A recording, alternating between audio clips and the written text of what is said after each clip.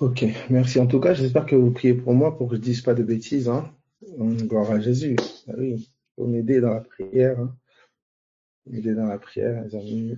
6 heures, midi, 21 heures, 3 fois par jour, sans savoir ce que tu vas, hein, que le Seigneur nous inspire toujours. Donc vraiment, ne manquez pas de prier pour moi. Et voilà, vraiment, gardez-moi, gardez-moi en prière, que le Seigneur vraiment, on sait jamais, hein. Je peux commencer à dériver, vous dire qu'il faut donner de l'argent pour renverser les, les hôtels. Bref. Priez pour moi, n'attendez pas que je dérive pour commencer à me descendre. Merci. Gloire à Jésus. Ouais, gardez en prière, hein, c'est important. Et merci Jésus. Merci, merci, merci. Ok. Yes. Alors vous avez vu, on était dans Jean, on est vraiment dans la pensée du discernement. Donc on a vu, ouais, comme cette espèce comme deux réalités, hein, comme ces deux réalités. Je vais prendre l'exemple ici avec, je vais noter, en blanc je ferai la réalité naturelle, d'accord, et en bleu je ferai la réalité spirituelle. Donc on a par exemple ici, on a Jean, d'accord, et on a ici Jésus, d'accord, mais on vous dit que on vous parle d'Élie, l'argent, et on vous parle de l'Éternel. L'Esprit de l'Éternel est sur moi, avec Jésus. Vous voyez un peu? Donc vous aviez sur le plan spirituel, sur le plan écriture, d'accord? En fait, l'écriture témoigne d'une réalité spirituelle. Vous voyez? L'écriture va vous donner ça ici. L'écriture va vous dépeindre cette réalité-là. D'accord? Celle que j'ai encadrée en bleu, ici. Oh, mince. D'accord? Elle va vous dépeindre celle que j'ai encadrée en bleu. Vous voyez ça? Ce que l'écriture, elle va faire, elle va vous dépeindre celle que j'ai encadrée en bleu. Et ce qui se passe, c'est que euh, dans le, dans le naturel, vous voyez, vous avez 4 siècles après, vous avez ici, euh, donc Élie, qui rend témoignage, qui précède, d'accord, l'Éternel. Alléluia. Vous voyez, c'est selon la prophétie de Malachie, tu vois, avant le jour de l'Éternel, j'enverrai Élie. D'accord? Avant le jour de l'Éternel, j'enverrai Élie. D'accord? Le jour de l'Éternel. Hein? N'entendez pas seulement comme un temps, chronos, mais le jour. Hein? Voilà, en ces temps-ci, on se dit bonjour. Alléluia. Vous voyez? Donc avant, on peut le lire, hein, on peut le lire d'ailleurs, on peut le prendre. C'est Malachie. Malachie à partir du verset tac, tac, tac. Il est où? Tac, le dernier chapitre de Malachie. Hop, donc c'est Malachie 3 pour certains et Malachie 4 pour d'autres. Voilà. Voilà. Donc voici ce qui est dit. Hein, voici ce qui est dit. Voici, je vous enverrai, donc c'est le verset 23 pour Malachie 3, et c'est le verset, je ne sais plus combien, pour Malachie 4. Mais en gros, c'est les 2 derniers versets du livre de Malachie. D'accord? Donc on vous dit, voici, je vous enverrai Élie le prophète, avant que le jour de l'Éternel arrive, ce jour grand et redoutable. Voyez? Il ramènera le cœur des pères à leurs enfants et le cœur des enfants à leurs pères. Vous voyez un peu? Donc ici, il le dit, hein, voici, je vous enverrai Élie le prophète, avant que le jour de l'Éternel arrive, ce jour grand et redoutable. D'accord? Donc Élie va comme précéder, hein, le jour de l'Éternel. D'accord? C'est un esprit qui va précéder le jour de l'Éternel. Alléluia. C'est intéressant. Donc, on était en train de dépeindre un peu les caractéristiques de l'esprit d'Élie, hein, et c'est un esprit qui semble déjà, dont la voix crie dans le désert. Là, c'est un esprit qui précède le jour de l'Éternel. Donc, il y a de grandes chances que ce soit un esprit qui crie la nuit. Alléluia, alléluia. Donc, on pourrait vraiment dépeindre, d'accord, l'esprit d'Élie avec ce feu aussi qui descend du ciel et ce feu qui descend du ciel, etc. Bref, on pourrait aller à la colonne de feu la nuit, bref. Mais il semblerait que ce soit un esprit qui semble précéder, il semblerait que ce soit un esprit qui crie la nuit, hein, et vous voyez un peu. Donc c'est comme un esprit qui semble crier au milieu de l'épreuve. Réconciliez-vous, repentez-vous. Hein. Il y a comme un esprit qui gravite autour de la croix, autour de la mort de la chair. Vous voyez? Donc on pourrait bien sûr y aller, hein, je vais pas aller là, mais vous voyez un peu? Et on est du coup, je vais pas dire loin, mais on n'est pas forcément dans cet esprit. Du coup, Jézabel, vous voyez? Et on a un esprit ennemi de la croix. Hein. On a un esprit qui corrompt l'autorité. On a un esprit qui distrait le peuple. On a un esprit qui veut tuer Élie, hein, qui veut faire taire la voix des prophètes qui crient la nuit. Et là on pénètre encore une réalité. Et vous voyez, on est un peu loin là du couple Jézabel, oui, la femme sorcière qui est rebelle à son mari. Vous voyez, voilà, bref, que Dieu nous aide. Ça va pour tout le monde ou pas? Est-ce que cette voix crie encore? Bien sûr. Moi, je crois que cette voix crie encore. Je crois que c'est une forme, en fait, c'est une facette de Christ. Pour ma part, je crois que tous les noms que vous avez vus dans l'Ancien Testament, tous les prophètes, c'était comme des messagers qui étaient des facettes de Christ, des caractéristiques comme des facettes de Christ. Et je crois l'esprit d'Élie. Je crois que c'est une facette de Christ qui crie pendant la nuit. Je crois l'esprit de Moïse, hein, à l'esprit de Josué, d'Élisée, qui est l'esprit d'Élie. Donc bref, c'est voilà. Hein, et c'est pas que, comme je dis, c'est des facettes. Hein, le monde des esprits, c'est pas comme nous on conçoit, hein, des réincarnations, je sais pas quoi. Non. Derrière ces prophètes, il y avait des anges. C'est des onctions. C'est des onctions. Ok, regardez. Regardez. Alors, vous voyez, l'écriture, elle va dépeindre le bleu. D'accord? Donc, la réalité spirituelle. Elle va témoigner. D'accord? Elle est témoin. D'accord? Si je peux dire, je dirais l'écriture égale témoin du spirituel. Vous voyez? Elle est témoin du spirituel. Elle est témoin du monde intérieur. Alors, comprenez quand je dis monde intérieur, c'est pas intérieur, tu sais, comme dans ton corps, quoi. C'est pas,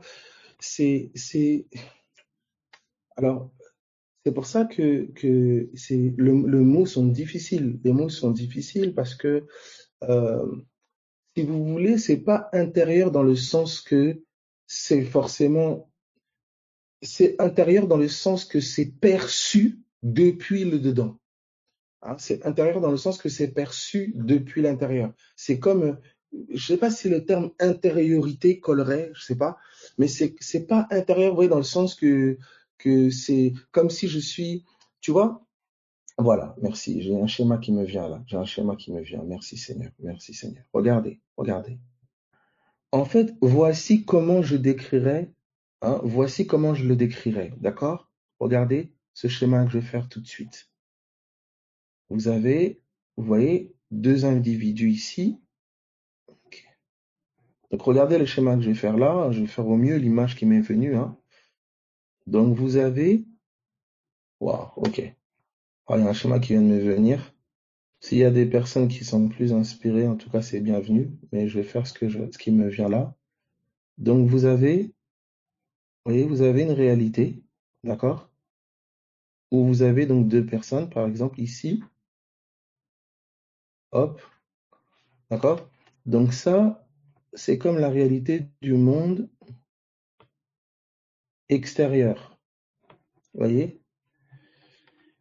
Et c'est comme si, d'accord, vous avez, d'accord? Donc regardez bien, hein. Vous voyez, vous avez en fait ces deux hommes qui sont physiquement, d'accord, dans un même lieu, d'accord? Physiquement, ils sont dans un même lieu, d'accord? Mais ils ne sont pas seulement physiquement dans un même lieu, vous captez? Hein, ça peut être ce lieu, ça peut être, admettons, Paris, Jérusalem, Babylone, l'Égypte, Canaan. Ouais, c'est un même lieu physique. Quand vous lisez l'Ancien Testament, vous voyez, il vous témoigne, dans une première lecture, il vous témoigne de ce monde extérieur. Vous voyez? De ce monde extérieur. Mais dans ce monde extérieur, d'accord, il y a une perception depuis le cœur. Il y a une perception depuis le cœur, d'accord, qui me donne accès à un monde intérieur. Je dirais plutôt un monde qui se perçoit depuis l'intérieur. Vous avez vu ici, vous avez leur cœur. Hein, j'ai dessiné ici leur cœur.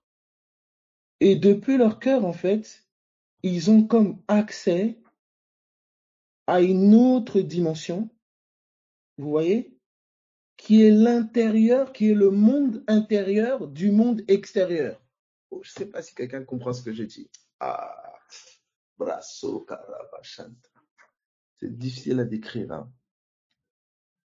Est-ce que quelqu'un comprend ce que je dis? Vous voyez, c'est comme le monde intérieur du monde, du gigamonde qu'on voit. Vous voyez? C'est-à-dire que tu peux avoir une vision, tu as une vision, cette vision, tu as l'impression qu'elle est extérieure à toi. Tu vois? Tu as l'impression qu'elle est extérieure à toi. Mais en fait, cette vision, elle n'est pas extérieure à toi. Elle est depuis l'intérieur du monde. Je ne sais pas comment expliquer. Ah, mais ça va aller. C'est pour ça, regardez, je vous explique quelque chose. Quand vous avez, par exemple, on vous dit, il fut ravi en esprit. Vous voyez, quand les gens pensent ravi en esprit, ils vont vous parler, par exemple, de sortie du corps. Il est sorti de son corps. Ah, parce que j'ai eu la sensation de sortir de mon corps. Mais en fait, il est rentré profondément. Ah, quelqu'un comprend ce que je dis? En fait, ta conscience, d'accord, elle bascule dans la réalité du bleu. C'est comme ça que tu as l'impression comme de sortir, d'accord? Tu vois? Tu vois? Il y a comme cette dimension, tu comprends cela? En fait, tu as l'impression que c'est une dimension qui est vécue comme à l'extérieur de toi, mais en fait, c'est... comment expliquer ça? Jésus de Nazareth. C'est l'extérieur, je ne sais pas si je peux dire, c'est l'intérieur de l'extérieur. Je ne sais pas comment vous expliquer. Hein. Mais c'est pour ça que les mots sont difficiles à expliquer. C'est pour ça que vous voyez, je vais quand même, ah Seigneur Dieu, s'il y en a qui captent en tout cas et que vous avez, en fait, c'est comme si, c'est comme si, en zoomant à l'extérieur, vous pénétrez l'intérieur. On a l'impression, c'est pour ça que dans le descriptif, il y a la notion de la poupée russe, oui. En fait, dans le descriptif des gens, souvent, vous allez voir cela, ils vont vous... Voilà, j'ai une autre image qui me vient. Regardez. Regardez ça. Regardez ceci. Regardez. Regardez cela. Hein. Regardez. Regardez. Je vais essayer de faire les deux plans simultanément. D'accord? Je vais essayer de faire les deux plans simultanément. D'accord? C'est pour ça qu'on va vous parler, par exemple, de monde caché, monde secret, monde caché. Vous voyez? C'est un monde, en fait, qui est perçu par l'intérieur de toi. C'est du dedans de toi que tu perçois cette réalité, qui semble être extérieure à toi quand tu l'aperçois, mais elle n'est pas extérieure à toi. Elle est perçue depuis le dedans. Tu vois? Quand on dit ils furent ravis en esprit, c'est pas que tu vois, quand il dit, Paul dit qu'il a été ravi au troisième ciel. Vous voyez? C'est comme, il a pénétré une profondeur. Vous voyez? C'est-à-dire que là, ou sur un plan, depuis lequel il parle, c'est comme si il va dans un ciel, dans des hauteurs plus élevées. Mais sur un plan, vous comprenez, humain, comme ça, si vous le regardez, vous n'alliez pas avoir un Paul qui décolle, hein, physiquement, qui va dans le ciel. Non. C'était une perception profonde du monde de Dieu, de la pensée de Dieu. Vous voyez? C'est comme s'il y a un cœur universel, il y a un cœur commun, un cœur géant, hein, vous voyez, et comme la transfiguration aussi, c'est la même pensée à la transfiguration. Regardez, j'arrive, on va arriver. C'est comme ça qu'en fait, vous allez voir qu'il y a des cœurs, des hommes intérieurs tellement puissants, remplis, qui peuvent amener un autre intérieur dans son intérieur. Tu comprends? Depuis ton intérieur, tu peux toucher l'intérieur de quelqu'un. Ah, Jésus. Laissez-moi vous montrer quelque chose rapidement ici. Regardez. Je vais prendre 2 textes avec vous. Vous comprenez, le christianisme est spirituel. C'est pas, tu vois, là, j'entre dans la réalité de l'intercession, de la prière. C'est là aussi que vous voyez Élisée. Quelqu'un a cité un texte d'Élisée tout à l'heure, où il dira à Géasi, je n'étais pas absent. Ma pensée, mon cœur, mon esprit n'était pas absent quand tu prenais l'argent, etc. La femme à la perte de sang aussi, exactement. Elle a touché Jésus depuis son intérieur. Elle se disait déjà au-dedans d'elle, quand je toucherai le pan de sa robe, je serai guéri. Elle l'a touché du dedans.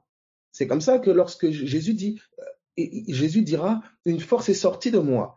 Alors qu'il y a plein de gens qui touchaient son extérieur. Vous voyez? Mais il y a eu un cœur à cœur. Vous voyez? Tu touches le monde de l'esprit depuis le dedans. Alléluia. Alléluia. Oh là, quelque chose s'ouvre. Voilà, c'est pour ça que je crois que tu as prié, parce que là, quelque chose s'ouvre. Béni soit Dieu. Regardez ceci. Regardez. Et je prends 2 textes avec vous. Je vais prendre déjà 2 Corinthiens, 2 Corinthiens chapitre 3. 2 Corinthiens chapitre 3. D'accord? Pourquoi on touche à ça, c'est important? Parce que quand vous allez regarder l'œuvre de la croix, vous la voyez comme une œuvre extérieure.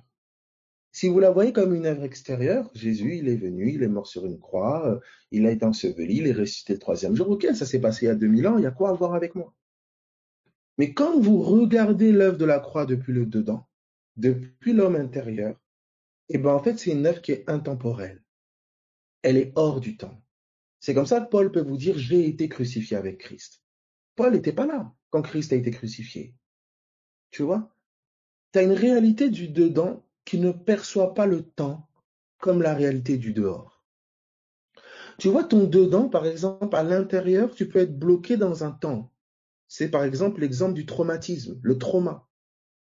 C'est comme si ton dedans, il est prisonnier, tu comprends, d'un événement qui a eu lieu il y a 10 ans, il y a 15 ans. Et à chaque fois que tu vis une circonstance physique présente, eh ben ton dedans, tu comprends, il réagit comme cette situation d'il y a 10 ans.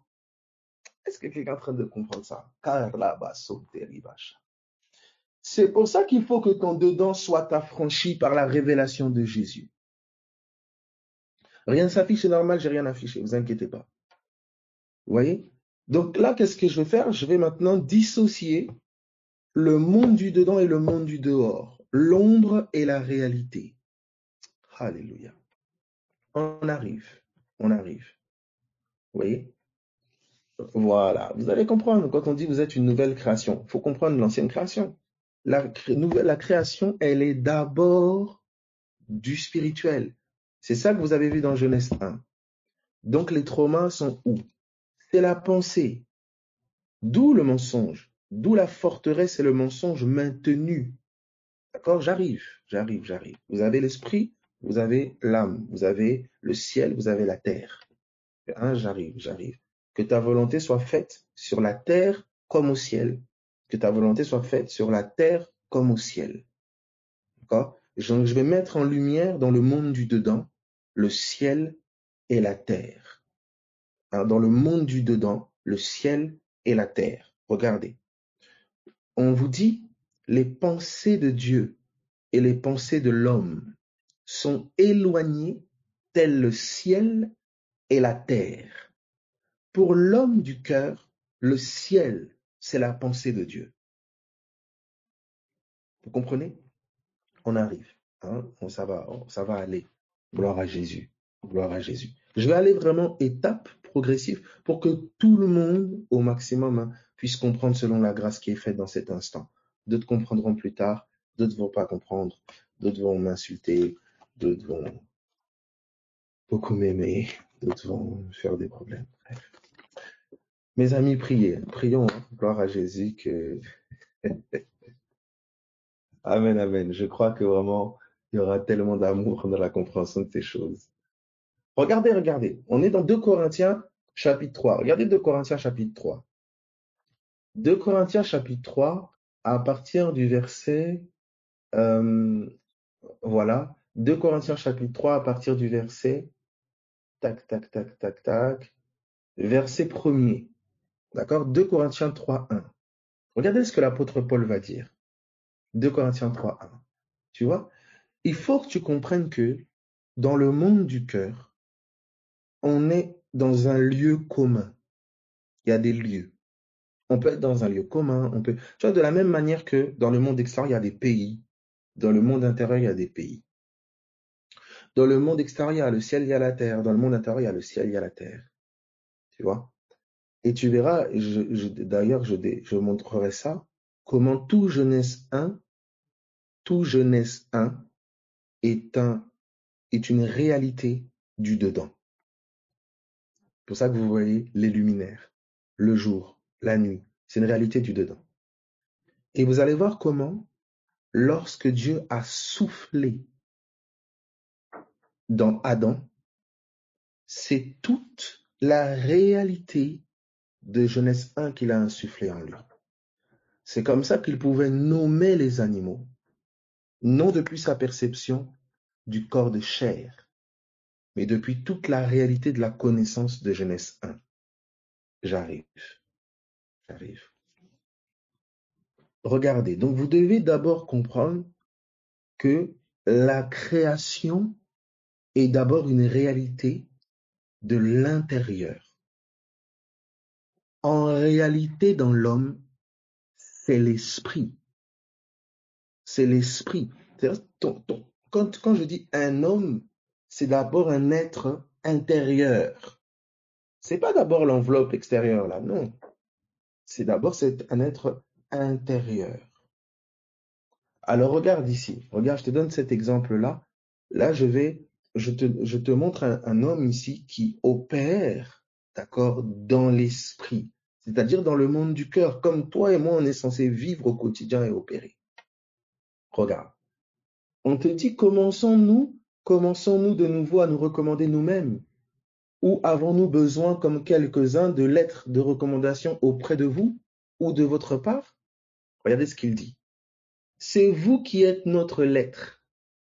Écoutez bien, c'est vous qui êtes notre lettre, écrite dans nos cœurs. Vous entendez ça? C'est vous qui êtes notre lettre, écrite où?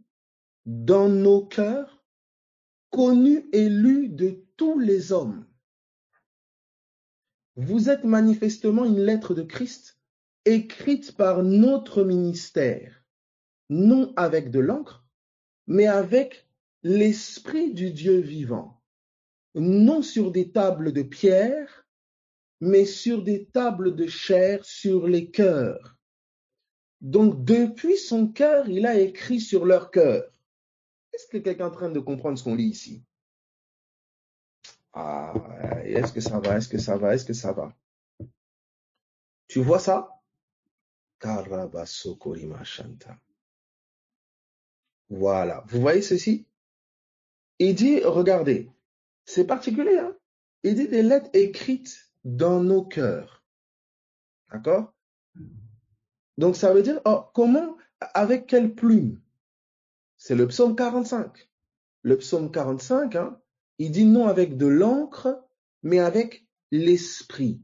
Avec l'esprit du Dieu vivant. Et le psaume 45 à partir du verset 2, d'accord? Donc écoute attentivement. Tu peux, par la parole, inspirer, d'accord? Le Seigneur peut inscrire une parole dans un cœur. Tu vois comment par ton intercession, par ta prière, la foi peut être fortifiée dans le cœur de ton frère, de ta sœur. Regarde ceci, regarde ceci. Tu vois maintenant comment tes murmures, tes critiques, oui, oui. Dans l'esprit, tu peux tirer sur ton frère, tirer sur ta sœur. Vous voyez? Regardez, nous sommes c'est ça quand vous voyez dans le livre, par exemple, d'Apocalypse, voilà, tirons sur l'innocent, on va le voir ça, hein, les fameuses flèches, etc. Regardez. Et c'est ce que font, par exemple, les sorciers, les satanistes. Vous voyez? Ils vont tirer des flèches de malédiction ou planter. Et ça se traduit comment? Ça se traduit par un homme intérieur qui va être impacté par une pensée ou un esprit qui va amener un état de santé, par exemple, des symptômes dans le corps, etc., etc. Mais c'est une opération qui se fait depuis le monde de l'esprit, depuis le monde du dedans. Ouais, quand vous touchez au monde spirituel, vous touchez au monde de l'intérieur. Vous touchez au monde du dedans. C'est ça que dans cette réalité-là, tout est régi par la parole. Tout est régi depuis la pensée. Alors j'arrive. Est-ce que vous permettez qu'on aille ou pas? Mettez des Y si vous permettez qu'on aille. Si vous ne permettez pas, vous sentez que voilà, hein, très sérieusement, c'est voilà, j'entre pas. D'accord? Donc mettez des Y vraiment que je vois que euh, qu'on aille. Voilà.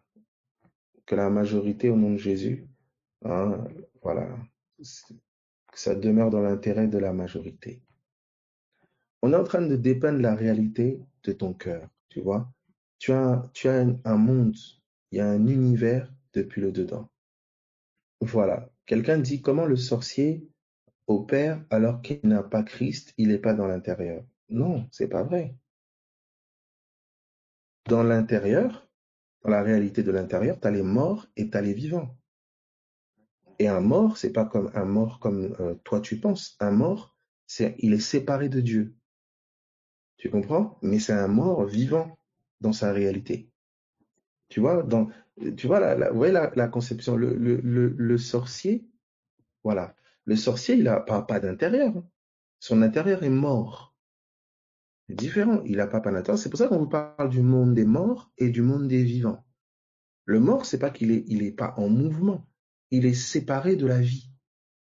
Vous voyez? Depuis l'intérieur, c'est pas du tout comme l'extérieur. C'est pas les mêmes perceptions. Un mort à l'intérieur. Vous avez vu Adam et Ève? Quand ils ont mangé le fruit, ils sont morts. Mais ils sont morts comment? Ils sont morts à la réalité de Dieu. Ils sont morts à la perception divine. C'est pour ça d'ailleurs ils se sont cachés. C'est comme nous étions morts par nos péchés, nos offenses. Mais on était là en train de marcher.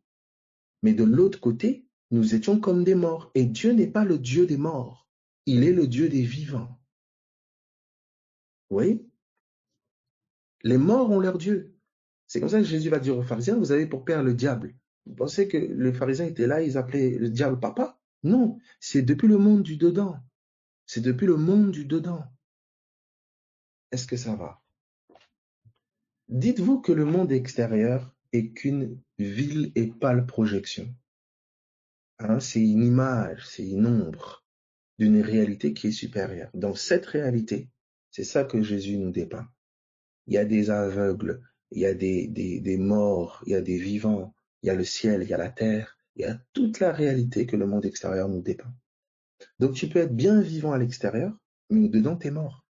Au-dedans, tu peux vivre, tu travailles le jour, mais au-dedans, tu es dans la nuit. Tu vois, au-dedans, tu es dans la nuit.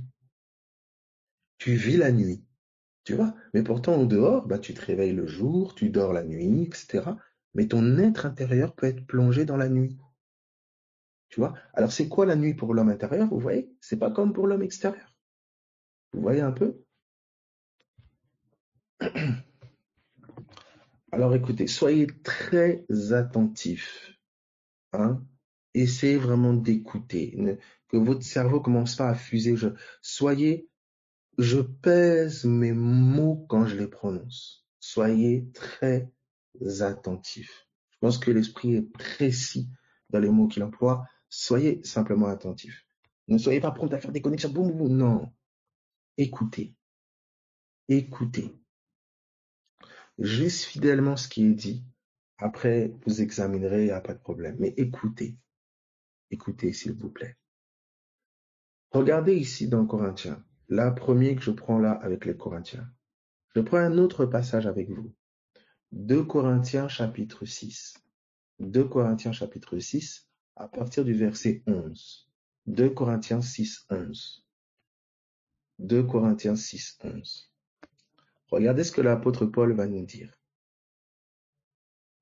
Notre bouche s'est ouverte pour vous, Corinthiens. Notre cœur s'est élargi. Vous voyez un peu?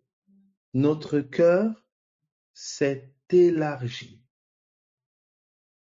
Vous voyez? Vous voyez ce qu'il dit? Notre cœur s'est élargi. Et regardez ce qu'il dit.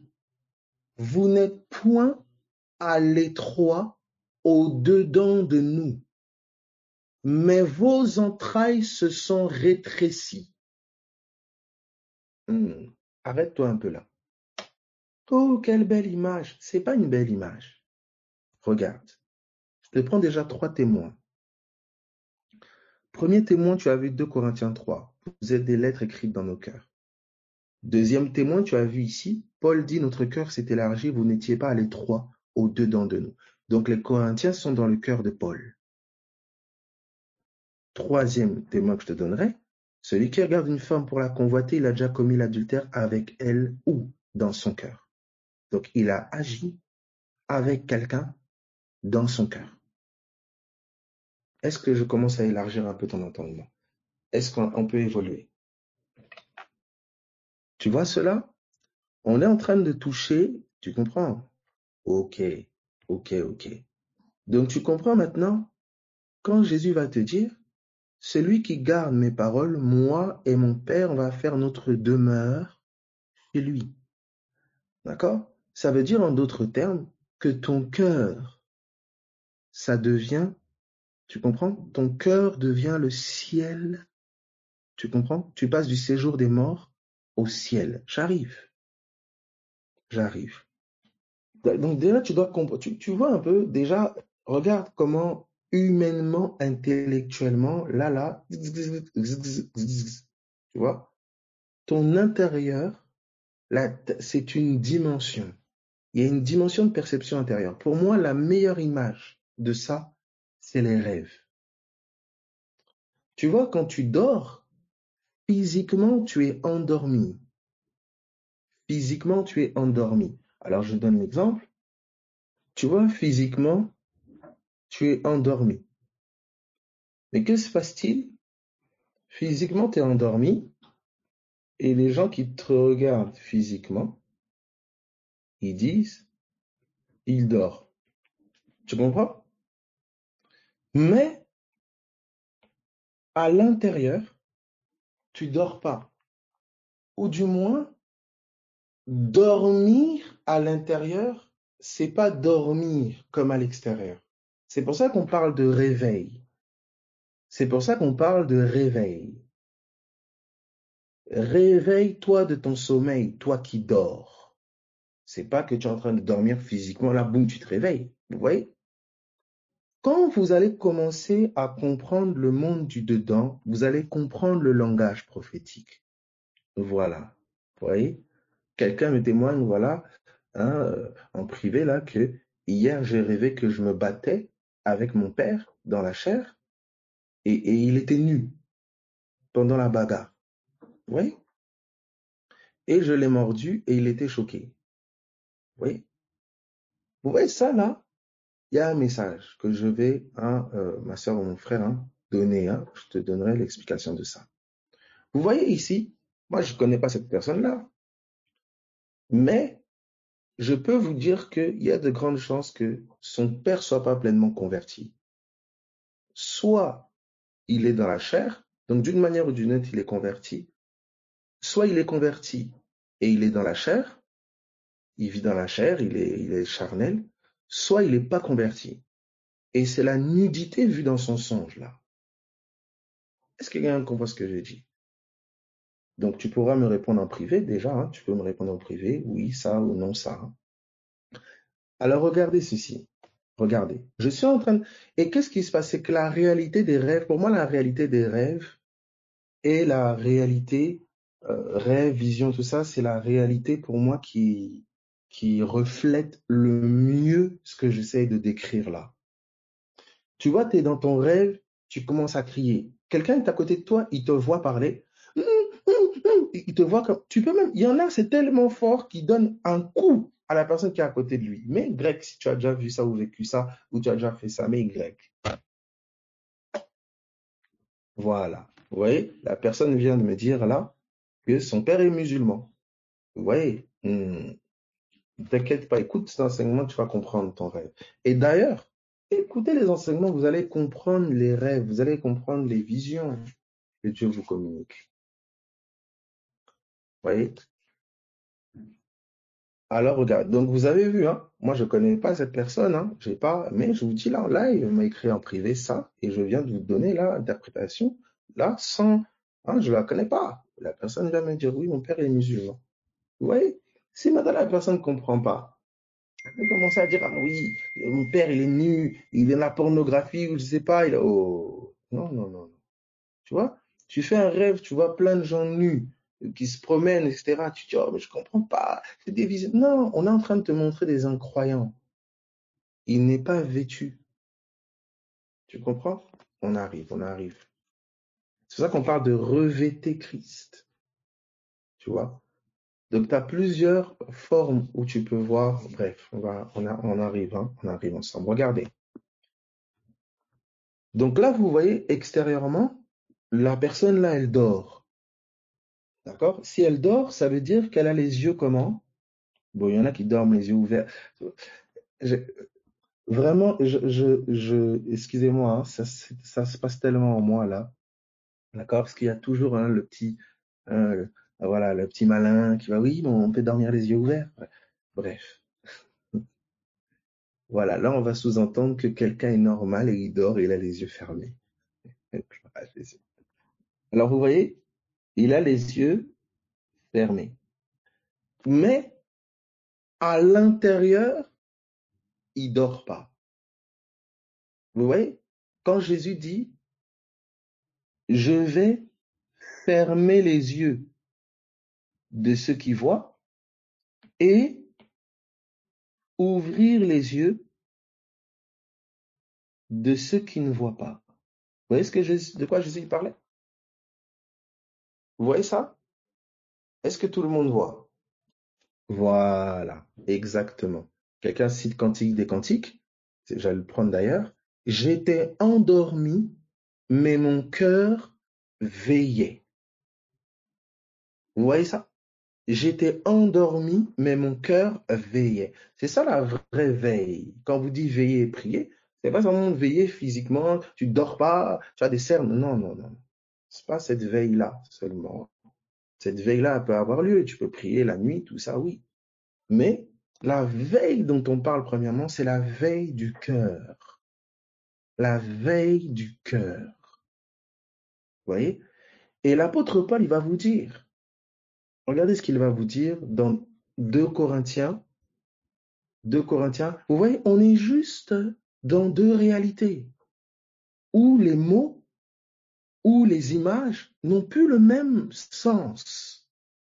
Une réalité témoigne de l'autre. Une réalité témoigne de l'autre. Vous voyez, là où je vais parler, je vais faire en blanc la réalité extérieure, d'accord? Donc là où je vais parler ici de sommeil, vous voyez, je vais parler de mort, Lazare dort, vous voyez, et bien là, la mort et le sommeil n'ont pas le même sens, vous voyez. Alors Abel, comment je peux percevoir et discerner le sens du monde intérieur? C'est depuis Christ. Tu entends ça? C'est depuis Christ. C'est Christ qui nous donne l'intelligence pour connaître le véritable. C'est lui qui ouvre notre intelligence et qui nous révèle le monde du dedans. Comment Jésus appelle-t-il la vie? Il dit la connaissance de Dieu. Il dit égale vie. Alléluia. Vous voyez les paroles de Jésus? C'est ça qu'il dit, mes paroles sont esprit et vie. Vous voyez? La connaissance de Dieu, ces paroles communiquent la connaissance de Dieu. La connaissance de Dieu, c'est la vie. Donc pour l'homme du dedans ici, pour lui vivre, c'est connaître Dieu. Vivre égale connaître Dieu. Est-ce que vous comprenez ça? Donc pour lui, mourir, c'est quoi? C'est ignorant de Dieu. C'est comme ça qu'Éphésiens va vous dire, ils sont étrangers à la vie de Dieu à cause de l'ignorance qui est en eux. Est-ce que quelqu'un comprend ce que je dis? Vous voyez les différentes perceptions? Le même mot mort n'a pas le même sens pour l'homme du cœur et pour l'homme extérieur. Pour l'homme du cœur, mort, c'est ignorance de Dieu.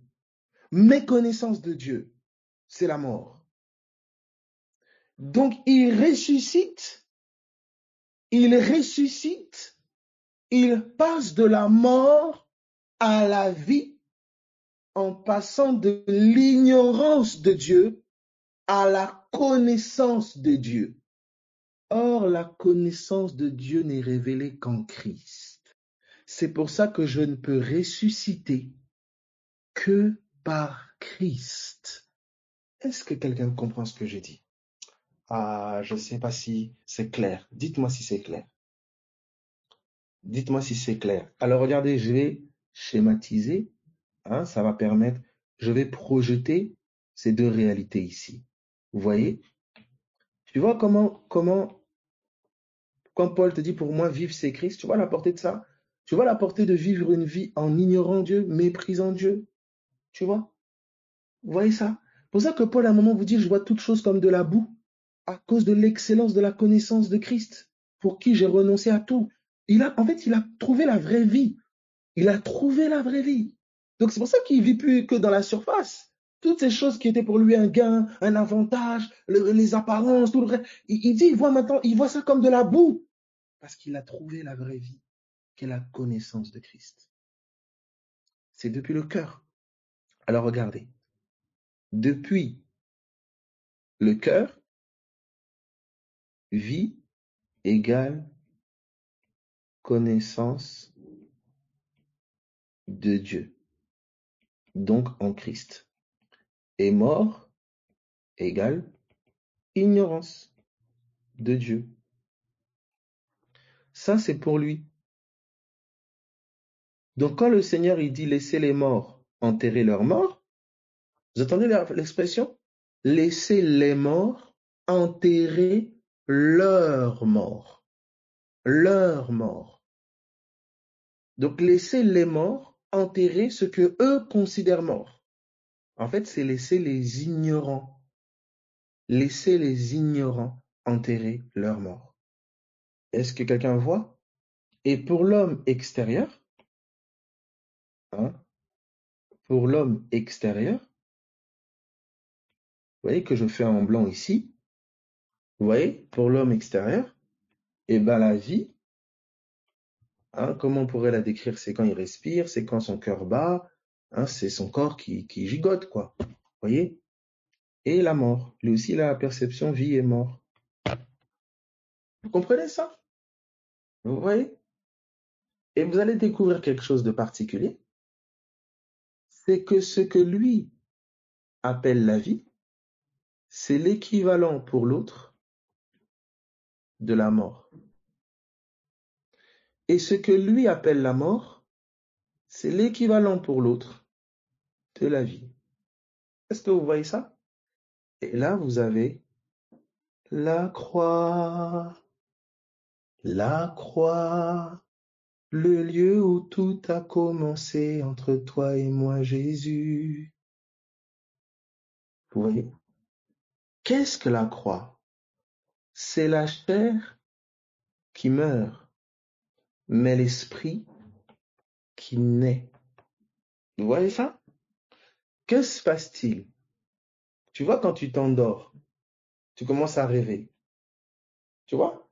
Ton corps, il est endormi. Donc, imagine-toi la mort. Tu vois, quand tu vas mourir, c'est un sommeil. C'est comme quand tu vas dormir là. Tu te réveilles chaque matin à cette réalité. Mais à un moment, tu vas dormir, tu vas plus te réveiller à cette réalité. Tu vas rester dans l'autre là-bas. Tu comprends ça? Tu vois? Et c'est pour ça que cette autre réalité-là, elle se bâtit. Ta vie dans l'autre réalité-là, c'est la connaissance de Dieu. Tu vois, la prière, la méditation, la communion fraternelle, aimer, la parole qui prend place dans ton cœur, tout ça là. Tu vois, là où l'homme extérieur se détruit dans les épreuves, les situations, toi, tu es invité à vivre la vraie vie, connaître Dieu. Ta guérison, c'est la connaissance de Dieu. Et cette connaissance, elle peut prendre la forme de la guérison dans ton corps. Mais c'est pas parce qu'il n'y a pas la guérison dans ton corps que cela veut dire que tu ne peux pas connaître Dieu dans ton cœur. Tu vois? C'est d'abord ton cœur qui doit entrer en communion avec Jésus. C'est ça qui est premièrement la vie pour toi. Le passage de la mort à la vie, de l'ignorance à la connaissance. C'est pour ça que la révélation de Jésus est pour nous la vie. Tu peux répéter la phrase de la croix. Oh mon Dieu. Quelle phrase de la croix, les amis. En fait, ça va. Je vous explique mon combat. Dans ma pensée, l'image est nette et ça va vite. Donc quand je parle, c'est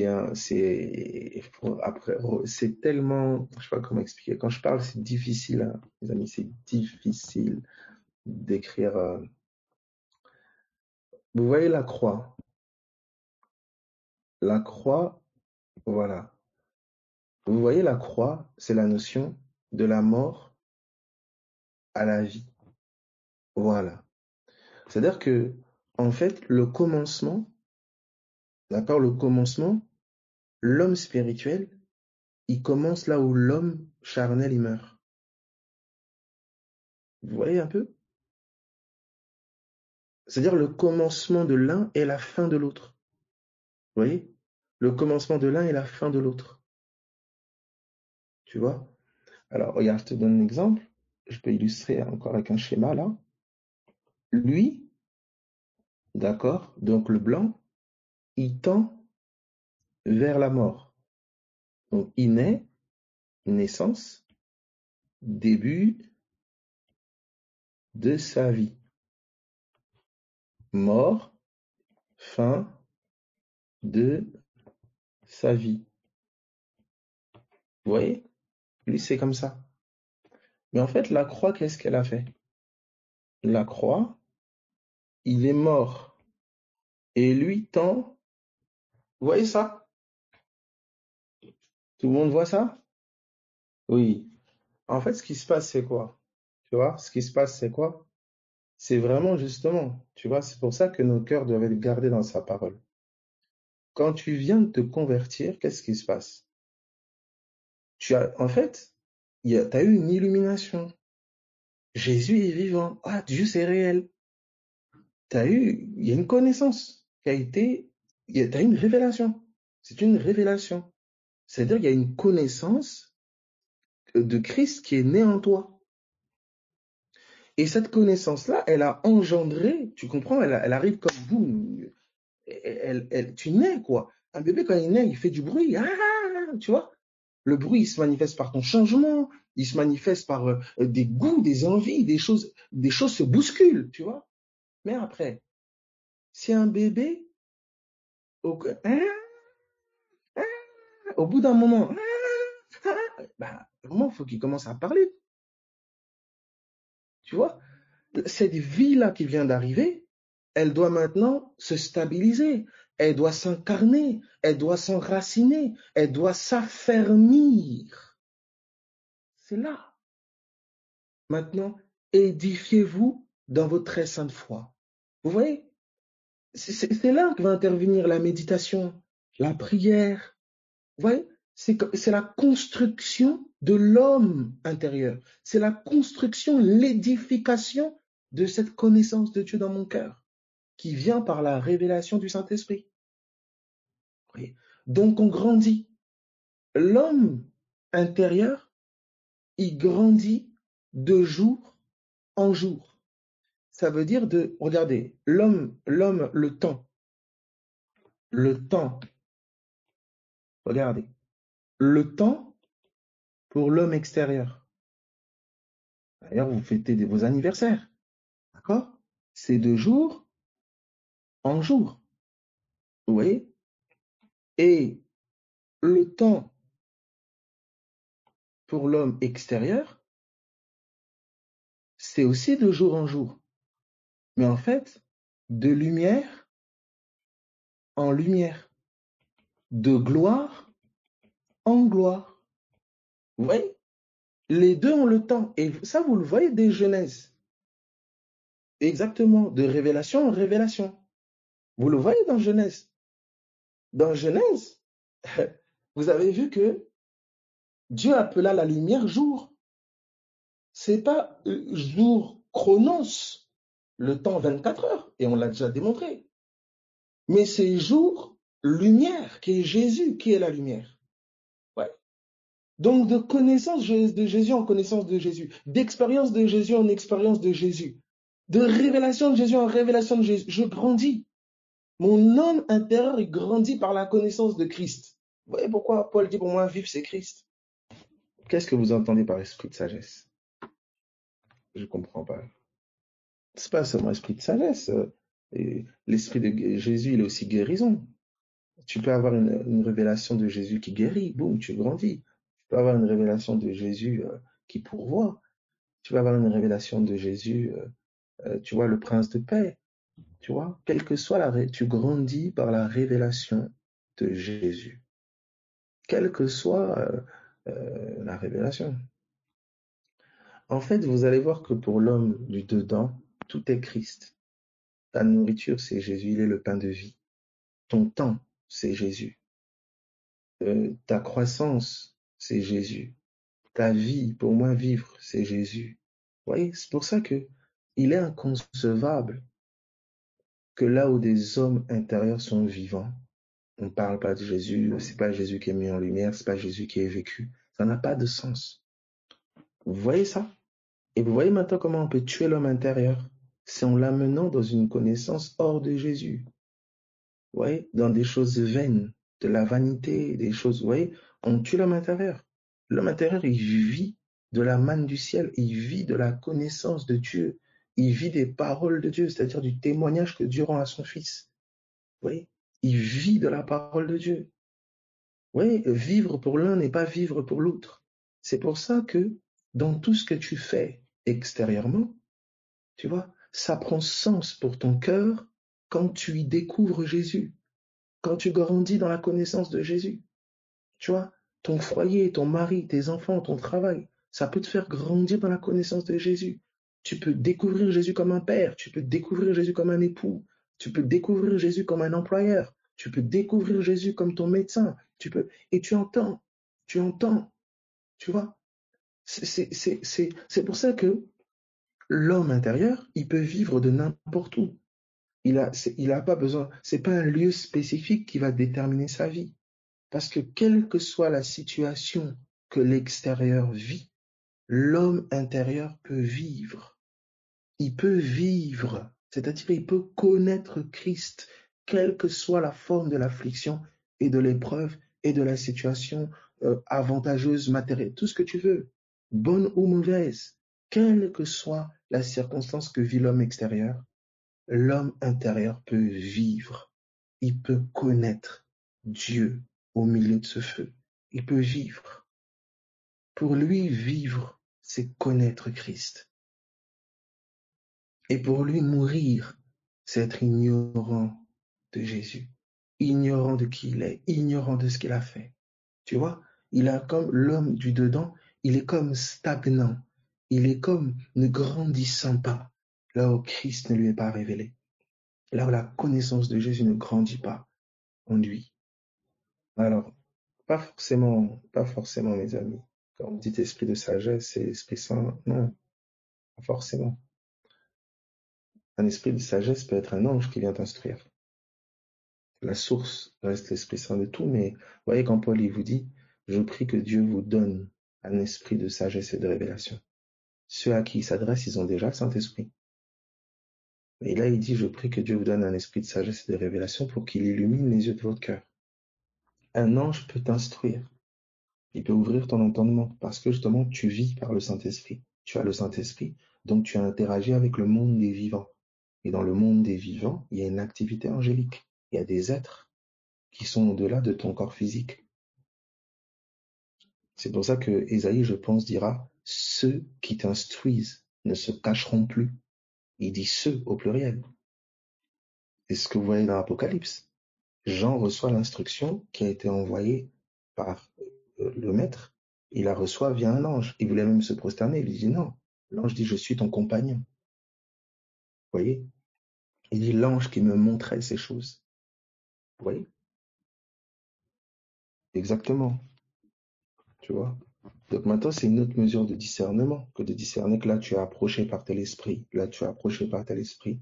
Tu vois? C'est par la révélation qui t'approche. Tu vois? Bref, c'est une autre mesure de discernement. Alors, regardez. Est-ce que ça va pour tout le monde jusque-là déjà? Ce que je voudrais poser là, c'est ces deux réalités. Ces deux réalités. C'est ce que je voudrais poser là. C'est ces deux réalités. Comme le monde extérieur, le monde intérieur. Tu vois? Là où à l'extérieur, il dort. Vous voyez, là où il dort, vous voyez, là où il dort, vous comprenez ça? Eh ben, cet ange est guidé par l'Esprit de Dieu. Donc, c'est pas, non, mes amis. Faut pas, cherchez pas, non, c'est pas vrai. Quelqu'un peut être visité par un ange, il n'a pas le Saint-Esprit. Vous le voyez avec Corneille. Corneille n'avait pas le Saint-Esprit, mais il a été approché. Pour si vous avez déjà rencontré ça, j'ai déjà rencontré des gens qui étaient approchés par un ange de Dieu, vous voyez, mais qui n'avaient pas le Saint-Esprit. Parce qu'il y a des héritages de sang. Il y a des pères parfois qui ont travaillé avec des anges de lumière, vous voyez. C'est envoyé par le Saint-Esprit, mais c'est pas le Saint-Esprit. C'est pas le Saint-Esprit. C'est différent. C'est comme ça qu'on vous dit, n'avons-nous pas chassé des démons en ton nom, guéri des malades en ton nom? C'est des anges qui opèrent. Mais Jésus dit, je vous ai jamais connu. Je vous ai jamais connu. Saint-Esprit, c'est quoi? C'est l'Esprit Saint. C'est l'Esprit mis à part. De tous les esprits, il y a un Esprit Saint. C'est l'Esprit, en fait, du Fils. Je peux être approché par un ange, mais pas être approché par l'Esprit du Fils. Je peux ne pas avoir l'Esprit du Fils. Vous voyez? Soit on entre dans le discernement des esprits. Celui qui chapeaute tous les esprits, qui est chef de tous les esprits, c'est l'Esprit du Fils, c'est l'Esprit Saint, l'Esprit du Père, le Père des esprits. Vous voyez? Mais un esprit peut m'approcher alors que j'ai pas le Saint-Esprit. Vous voyez? Donc un ange n'est pas le Saint-Esprit. Alors regardez ceci s'il vous plaît. Regardez.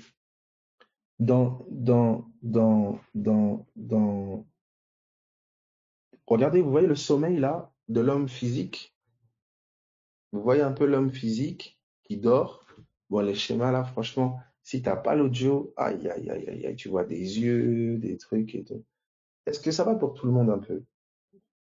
Est-ce que ça va? Ça va pour tout le monde? Est-ce que ça va? Oui, non. Mettez Y. Mettez Y si c'est OK. Mettez Y si c'est OK. Yes, yes, yes. OK, OK. OK.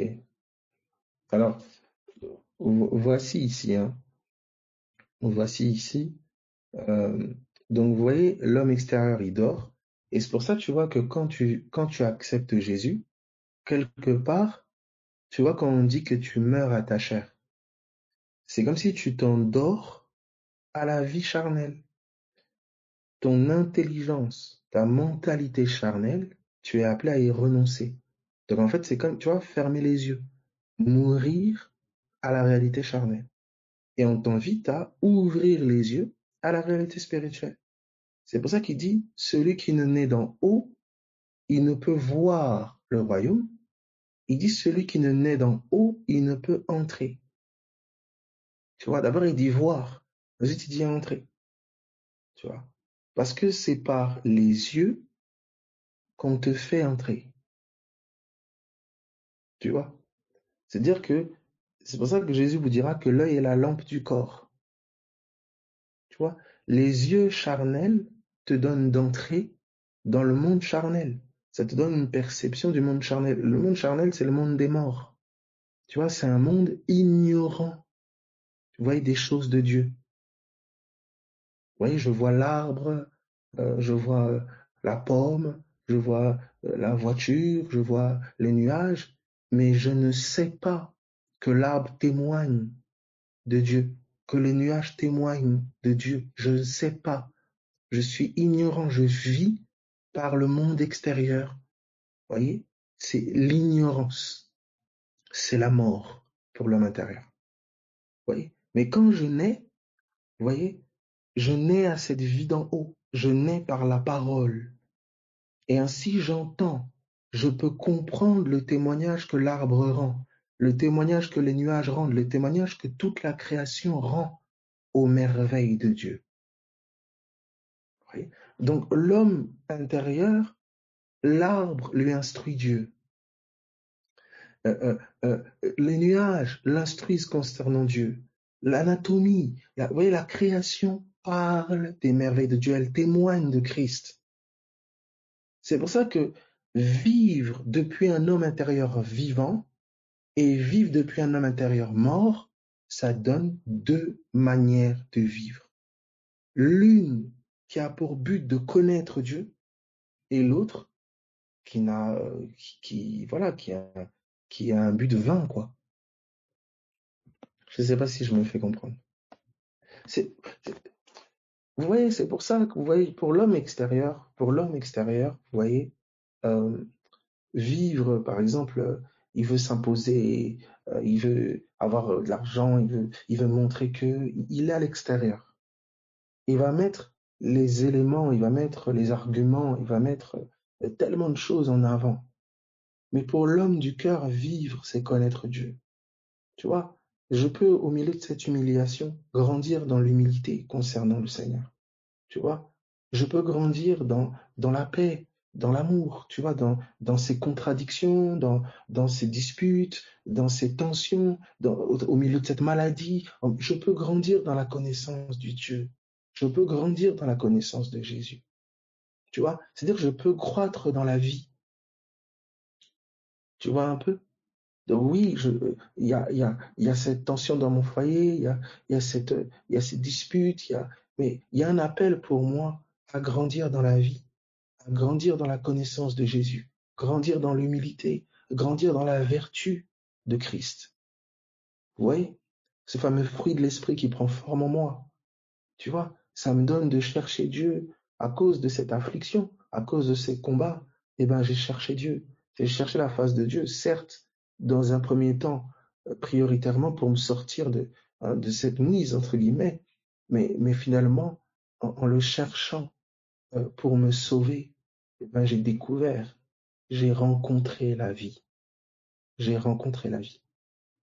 C'est comme ça que ce miracle, cette situation de laquelle je voulais sortir a été comme un appât, pour m'amener à rencontrer la vraie vie. La vraie vie, c'est Jésus. La vraie vie, c'est de le connaître. La vie éternelle, c'est qu'ils te connaissent, toi le véritable Dieu, et celui que tu as envoyé. Et tous nous grandissons dans cette vie. Personne ne peut dire, ah oui, il est mature, il est arrivé au stade de... Non, tous ont grandi dans la connaissance de Dieu. Vous voyez? Pas dans la connaissance des choses. L'intellect, il peut tellement en inventer des trucs. Mais la connaissance de Dieu. Je grandis dans l'humilité. Je grandis dans la paix. Je grandis dans l'amour. Je grandis dans l'instruction divine. On grandit tous dans la connaissance de Dieu. Tu vois? On grandit tous dans la connaissance de Dieu. Et quand tu vis, ben, ça se voit. Il y a des fruits extérieurs qui en témoignent. Ça impacte d'autres vies. Tu rencontres les vivants. Tu vois, il y a un réseau des vivants d'interconnexion qui est au-delà des sens. Hein. Tu vois, de la même manière que c'est pour ça qu'on parle de la demeure des morts. On parle du séjour des morts, c'est-à-dire l'endroit où les morts séjournent. Tu vois, et ben il y a aussi un séjour des vivants. Hein. C'est le paradis de Dieu. Tu vois, mais c'est deux réalités, c'est deux dimensions. Vous voyez un peu, ces deux réalités, ces deux dimensions. Donc vous comprenez que la résurrection de Jésus, vous voyez la résurrection, le passage de la mort à la vie, c'est un passage de l'ignorance à la connaissance de Dieu. De l'ignorance à la connaissance de Dieu. C'est là que ça commence. Et la connaissance de Dieu, c'est pas une connaissance intellectuelle. Dieu est guérison. Dieu est paix. Dieu est délivrance. Dieu est sagesse. Dieu est amour. Dieu est joie. Dieu est lumière. Dieu, vous voyez? Et tout ça s'est révélé en Jésus.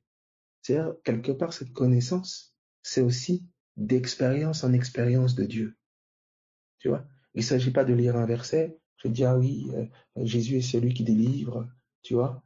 Et j'ai jamais fait l'expérience de celui qui délivre pour ma vie ou pour la vie des autres, ou tu vois? Ça, c'est une connaissance superficielle, intellectuelle. J'ai lu, je crois que je connais. Non, tu vois?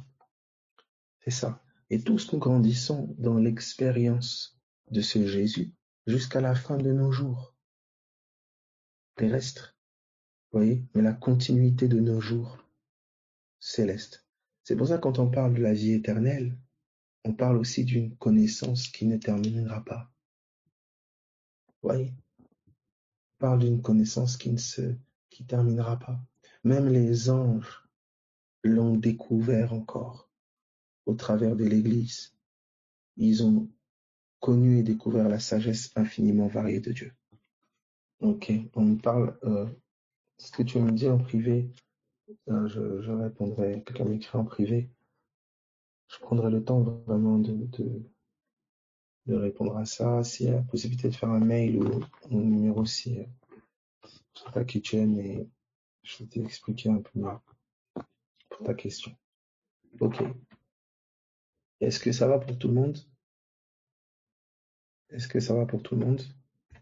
Oui.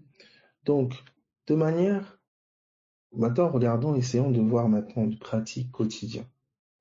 Ben, j'ai mon entourage, par exemple, qui connaît pas Dieu. Intérieurement, il y a une mort. C'est pas, vous voyez, c'est pas, il s'agit pas de juger ou de dire oui, eux ils sont morts, nous on est vivants. Non, c'est pas dans cette pensée-là. Non. Parce qu'à une certaine mesure, on est mort aussi, on connaît pas pleinement Dieu. Vous voyez? Mais pour nous, la vie, c'est quelqu'un. C'est quelqu'un. C'est pas une connaissance livresque, une connaissance intellectuelle, c'est quelqu'un. Le rencontrer, c'est rencontrer la vie. Lui faire de la place, c'est faire de la place à la vie. Vous voyez, demeurer en lui, c'est demeurer dans la vie.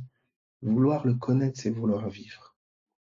Alors, je peux voir quelqu'un où, vous voyez, il méprise, tu vois, les choses de Dieu, où il s'y penche même pas, et tu vois, et pourtant, cette personne court après des choses, cette personne veut vivre, cette personne veut guérir, cette personne, vous voyez, et cette personne veut vivre, et tout être humain veut vivre.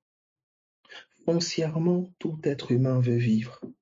Vous voyez, même le désir de mourir pour certains, c'est parce qu'ils sont fatigués de vivre une certaine vie et qu'ils en veulent une autre.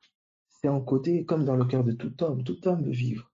Simplement, on cherche la vie parfois au mauvais endroit. On cherche la vie à l'extérieur.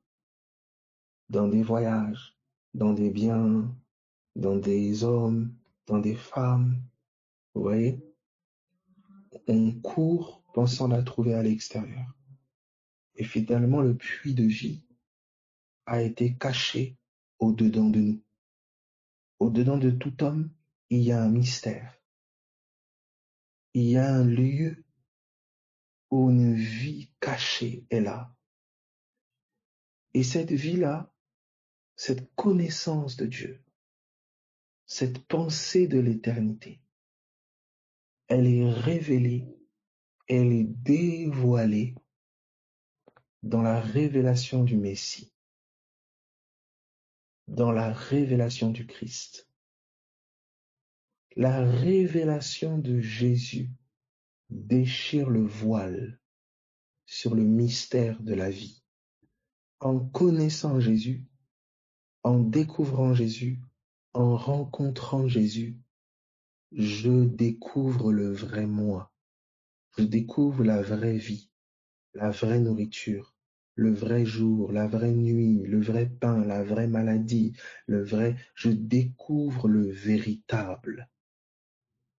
Je terminerai sur ce texte, 1 Jean. Vous voyez, je découvre en fait le vrai monde, le véritable monde. 1 Jean, chapitre 5, à partir du verset 20. 1 Jean 5, on peut même prendre à partir du verset 19. À partir du verset 19. Verset 19, voici. Nous savons que nous sommes de Dieu et que le monde entier est sous la puissance du malin. Voyez, le monde entier est sous la puissance du malin. Nous savons aussi que le Fils de Dieu est venu et qu'il nous a donné l'intelligence pour connaître le véritable. Vous voyez ce qu'il est venu faire? Vous pouvez mettre ici, donc j'écris, il nous a donné l'intelligence pour connaître, d'accord, le véritable. Et en fait, dans le langage de l'homme intérieur, d'accord, l'intelligence, c'est les yeux, c'est voir. Je dirais même, c'est voir, c'est entendre, c'est goûter, c'est toucher, c'est... Vous voyez un peu? On y a touché à ça, l'entendement. Tout le monde se souvient de ça? Ça va pour tout le monde, ça? Ça va ou pas? Voilà. Puisque l'homme intérieur, il vit par la connaissance de Dieu. Tu vois? Donc c'est comme si l'intelligence, c'est son corps. C'est ça qu'on a vu l'intelligence comme les entrailles, on a vu l'intelligence comme les yeux, on a vu l'intelligence comme les oreilles, on a vu l'intelligence comme le nez, comme les poumons, comme l'estomac. On a vu tout ça. Hein? Et l'estomac se nourrit des paroles, hein? Se nourrit de la nourriture, les poumons, de l'air, l'utérus, la semence. Hein? On a vu tous ces parallèles. Ça va? Donc ici, Jésus nous a donné l'intelligence. Vous voyez? Et il nous a fait vivre. Il nous a fait vivre par la révélation. Et donc ici, je prendrai le sens seulement voir. Et vous pouvez prendre, vous pourriez dire, il nous a donné de respirer, il nous a donné de voir, il nous a donné de manger, il nous a donné d'entendre, il nous a donné de sentir, il nous a donné de goûter. Hein, vous pourriez prendre toute l'anatomie. Et ici, on dit, il nous a donné l'intelligence, il nous a donné de voir pour connaître ses entrées. Vous voyez? C'est pour ça qu'on vous dira dans Jean 3, celui qui ne naît d'en haut ne peut voir le royaume. Et celui qui ne naît d'en haut, il dit, il ne peut entrer. Parce qu'il y a une réalité où voir te fait entrer. Tu comprends? Tu vois cela? Donc quand on ouvre ton intelligence, on te fait pénétrer une réalité. Tu comprends? On te fait pénétrer une réalité.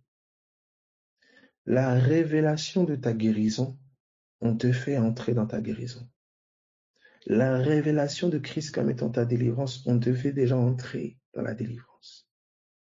Tu vois? Tu entres dans ce qui entre en toi. Tu entres dans ce qu'on met en toi.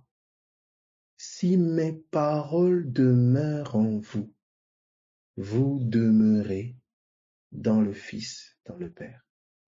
Est-ce que quelqu'un comprend ce que je dis? Tout le monde voit ça. Connaître, c'est entrer. Alors, voilà, je donnais l'exemple de Jean 3, il y a Adam connu Ève.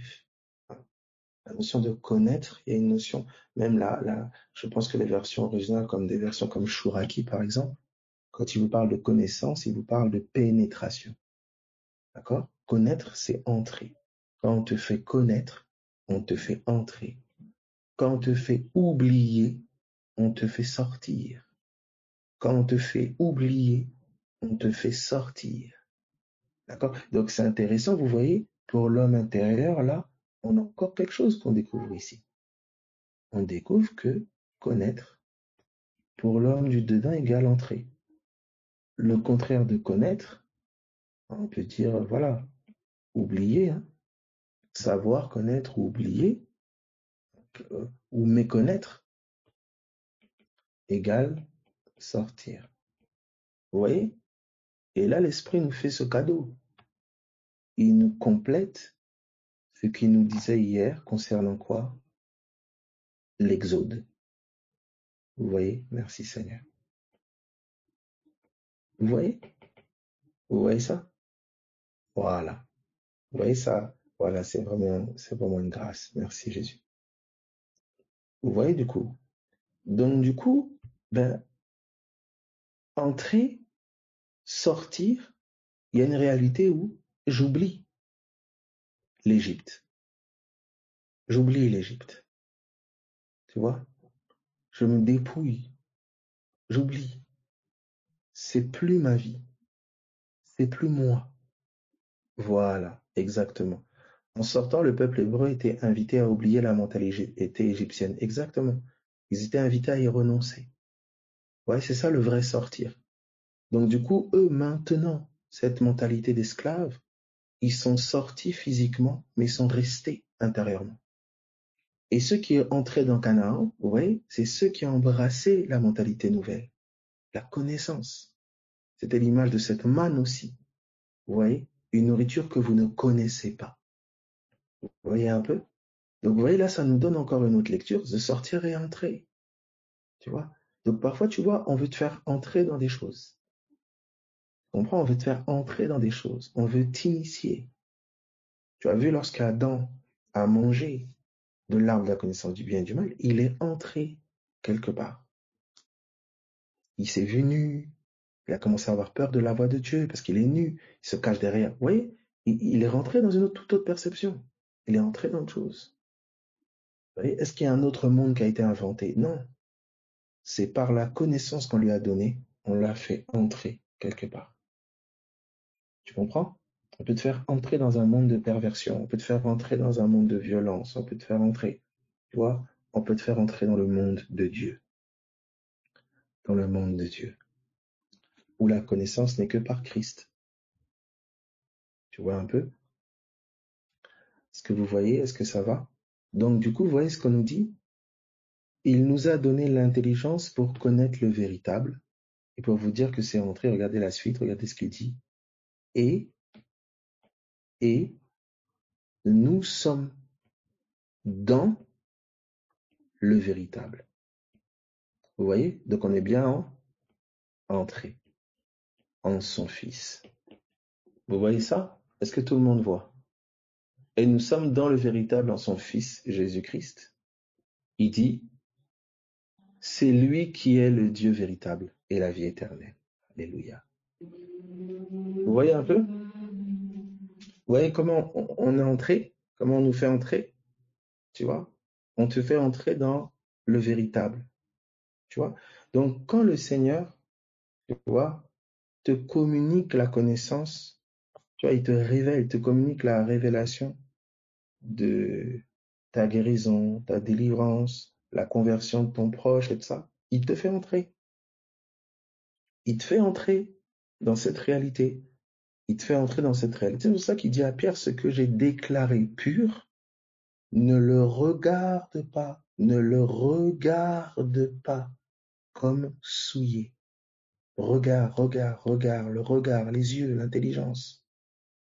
Tu vois, ce que j'ai déclaré, ne le regarde pas comme souillé. Ça veut dire on t'invite à avoir l'intelligence de la déclaration de Dieu, à penser comme Dieu a dit. Je répète, à penser comme Dieu a dit. Ce que j'ai déclaré pur, ne le regarde pas, ne le regarde pas comme souillé. Vous voyez, avant que la souillure ne disparaisse, elle a disparu aux yeux, elle doit disparaître aux yeux de Pierre, parce que Dieu a déclaré pur. Vous voyez, ma maladie disparaît d'abord à mes yeux. Cette captivité tombe d'abord à mes yeux. Vous voyez, son animosité tombe d'abord à mes yeux. Comment? Parce que la parole a déclaré. C'est pour ça que j'ai besoin d'entendre la parole pour voir. C'est elle qui me donne des yeux. C'est elle qui me donne l'intelligence pour connaître le véritable. Et je suis dans le véritable par elle. Vous voyez? Au lieu de mettre ici, vous pourriez dire, il, la parole. Vous voyez ici? Il nous a donné l'intelligence pour connaître le véritable. Et nous sommes dans le véritable en sa parole. C'est elle qui est le Dieu véritable et la vie éternelle. Oui, effectivement, au commencement était la parole était avec Dieu, la parole était Dieu. Vous voyez? C'est-à-dire la parole, l'évangile, la parole vivante, nous donne l'intelligence pour connaître, nous donne les yeux pour entrer. Alléluia. Et une fois que tu entres, on t'invite à demeurer. Rappelez-vous. Tu vois? Le rappel. Repasser dans ton cœur. Méditer. Tu vois? Intérieurement, c'est demeurer. Tu vois? Si on t'a fait entrer, que si toi tu oublies, tu ne demeures pas. Tu entres, tu sors. Tu vois? Béni soit Dieu. Mais en Christ, nous demeurons en permanence par son esprit, parce que son esprit habite en nous et son esprit connaît. Nous sommes entrés par l'Esprit de Dieu. Simplement, nous ne sommes pas conscients. C'est pour ça que l'Esprit veut nous communiquer. Il nous a été donné afin de nous révéler ce qui nous a été donné par grâce. Tu vois, le Saint-Esprit nous a été donné afin de nous révéler où Dieu nous a fait entrer. Alléluia. Le Saint-Esprit nous a été donné afin de nous révéler où Dieu nous a fait entrer. Il nous a transportés dans le royaume de son Fils bien-aimé. Il nous a transportés. Il nous a fait entrer par la connaissance de Christ.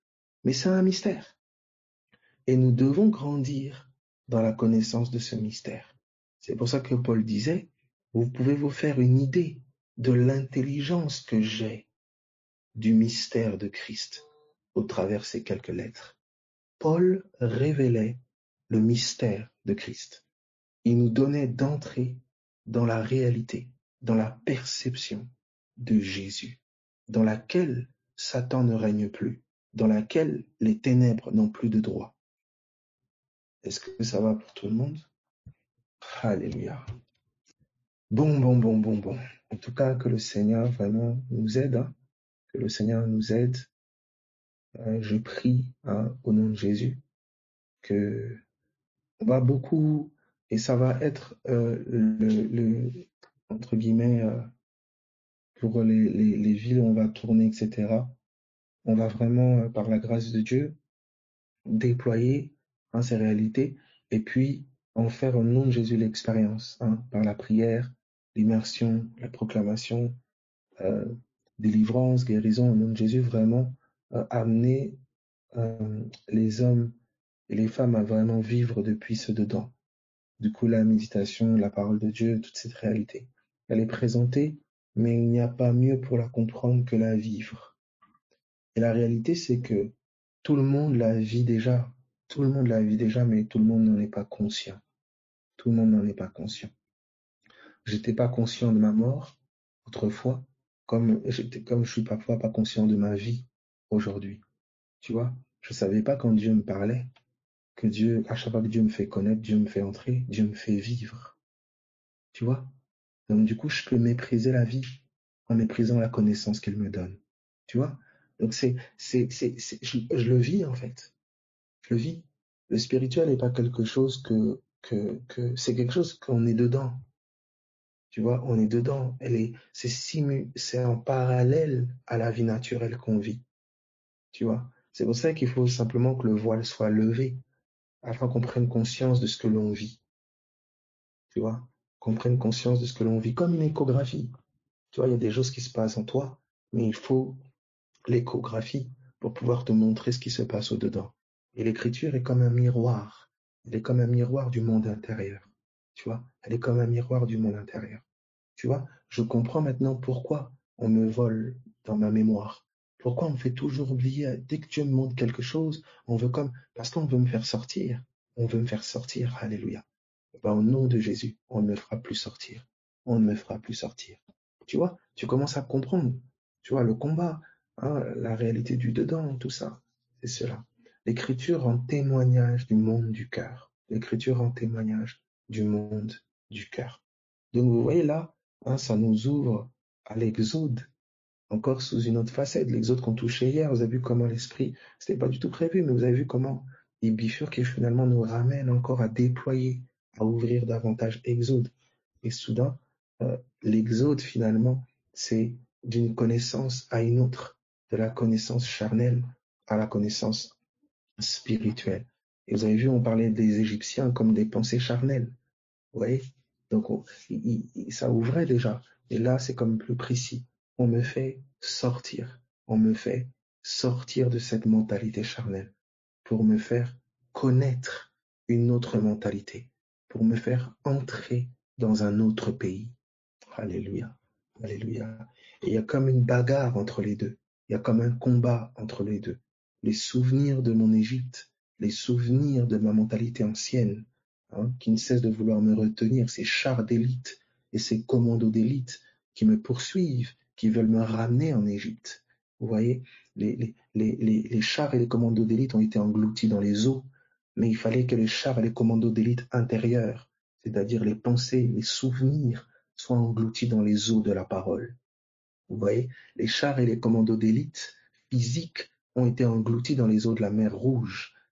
Mais il fallait que les chars et les commandos d'élite intérieurs, ces pensées qui me poursuivent sur ma couche, soient engloutis par la mer Rouge intérieure, le sang de Jésus. Alléluia. Qui purifie ma conscience, qui purifie mon cœur de ma vie passée. Est-ce que vous voyez ça? Vous voyez les deux plans? L'Égypte extérieure poursuivant les Hébreux et les pensées charnelles poursuivant mon homme du cœur. Voyez un peu? Alléluia. Est-ce que vous voyez ça? Est-ce que ça va pour tout le monde? Vous voyez ces deux plans? Et quand vous lisez la Torah, quand vous lisez les prophètes, etc., vous êtes là. Vous êtes au-dedans. Vous voyez? Alors quand vous allez voir un grand dragon, toutes les personnes dont le cœur est animé par exemple de telles pensées, dans le spirituel, ils représentent la même entité. Tu vois, par exemple, Paul, il persécute les chrétiens, ça veut dire tous ceux qui ont dans leur cœur la révélation de Jésus. Quand Jésus lui apparaît, il lui dit, pourquoi me persécutes-tu? Il dit pas pourquoi persécutes-tu mon peuple, il dit pourquoi me persécutes-tu? Parce que la persécution de l'un de ses plus petits, ça veut dire la persécution de quelqu'un qui a en lui Christ c'est la persécution de Jésus lui-même. Vous voyez? Donc ça veut dire qu'on forme une même entité quand on est animé de la même pensée. On forme une même entité, on forme une même patrie, on forme un même pays, on forme une même nation. Vous voyez? C'est pour ça que le Seigneur travaille à bâtir nos cœurs dans la connaissance de Christ. Ainsi la maison est bâtie, la nation est bâtie, la ville sainte est bâtie, le corps de Christ est formé. C'est ce travail qui est fait dans les cœurs. Amener tous les cœurs, amener toutes les vies de l'extérieur à l'intérieur. Et tout le monde sous une forme, vous voyez, vivent à l'extérieur. Vous voyez, un bon musulman, il vit à l'extérieur. Quand je dis un bon musulman, c'est quelqu'un vraiment qui pratique. Il y a des pratiques extérieures, mais en fait qui sont ombres de vérité intérieure, qui sont en Christ. Vous voyez, et la conversion, c'est ce passage de l'extérieur à l'intérieur. C'est là que tous nous retrouvons. Nous pouvons nous retrouver dans un même lieu. Vous voyez, et ainsi vivre le pays promis. Un même esprit, un même cœur, une même pensée. Christ en nous. Est-ce que ça va pour tout le monde? Alors, il n'y a plus personne. Y, si ça va. Mettez Y si ça va. Voilà. Donc, tu vois comment certaines situations t'ont brisé extérieurement, mais t'invitent à vivre intérieurement. Tu vois, parfois on peut le témoigner dans des situations douloureuses. On a parfois découvert Christ comme là, jamais on l'aurait découvert. On a découvert son amour, on a découvert sa paix, on a découvert sa joie. Au-delà des mots, au-delà de l'intelligence humaine, de l'intellect, un cœur, voilà, qui est apaisé par sa présence. Vous voyez, une intimité, quelque chose que les mots peuvent pas décrire. Et c'est vivre. Le connaître, c'est vivre. Tu vois. Et nous nous perdons tellement quand on commence à ne plus faire de le connaître notre priorité. On se perd. Tu vois. Tu t'es marié, tu as eu des enfants, tu as une maison, toutes ces choses, c'est bien, qui sont des grâces, perdent leur sens si elles n'ont pas pour vocation première de te révéler Christ. Christ, c'est la vie. Tu vois. Et une idole, c'est quand quelqu'un ou quelque chose prend sa place. Tu vois. Tu ne vis plus, tu meurs. Tu meurs. Tu vois. Ta femme est un témoignage de Christ. Il y a une connaissance de Christ qui veut se révéler à toi, ton mari, tes enfants, ton foyer, ton chômage, au milieu de ta maladie, dans ta solitude, dans ton célibat, tout ce que tu veux. Une connaissance de Christ dans chaque période de nos vies. On peut le vivre. Vous voyez, dans chaque saison de nos vies, il y a quelque chose à percevoir de lui. Et c'est ça qu'on doit remettre Christ au centre. Vivre, c'est Christ. Vivre, c'est connaître Dieu. Pour l'homme du cœur. C'est pour ça que pour l'homme, celui qui vit pas depuis l'homme du cœur, qui vit depuis l'extérieur, la connaissance de Christ c'est bien beau, mais c'est pas ça qu'il veut. Il veut manger, il veut la guérison physique, il veut les biens physiques, il veut l'argent, il veut gagner le monde entier. Et Jésus dira, à quoi sert-il de gagner le monde entier si c'est pour perdre son âme? Je peux courir après la vie d'en bas, parcourir le monde et ne jamais vivre en haut, demeurer mort au-dedans. Oui. Et c'est ça. Un projet qui porte la vie est un projet au travers duquel Christ sera révélé. Une facette de lui sera révélée. Voyez, car vivre, c'est le connaître. Est-ce que ça va pour tout le monde? Alléluia. Passer de la mort à la vie, à la résurrection. Christ ressuscité, connaître Dieu. Seigneur, fais-moi vivre. Donne-moi de te connaître, c'est-à-dire donne-moi d'entrer. Alléluia.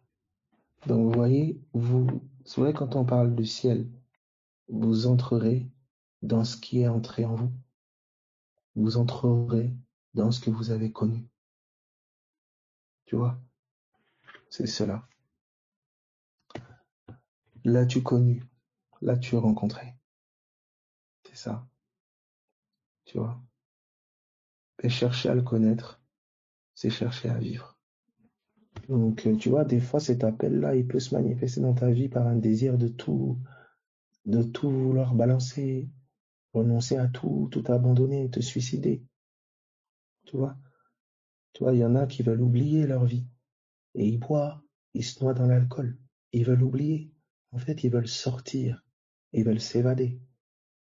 Mais il y a une drogue, il y a un alcool qui nous fait sortir. C'est le vin nouveau. C'est le Saint-Esprit. Il nous fait sortir parce qu'il nous fait entrer en Christ. Il nous fait penser à Christ. Il nous fait nous oublier. Vous voyez, ça me fait penser à ce chant. Je m'oublie. Je pense que c'est nous voulons manger. Nous voulons manger du fruit que nous donne ta révélation. Oui, c'est ça, je pense. Nous voulons manger du fruit que nous donne ta révélation. Passer, alléluia. Regardez, je terminerai sur ce chant. Merci Jésus. Alléluia.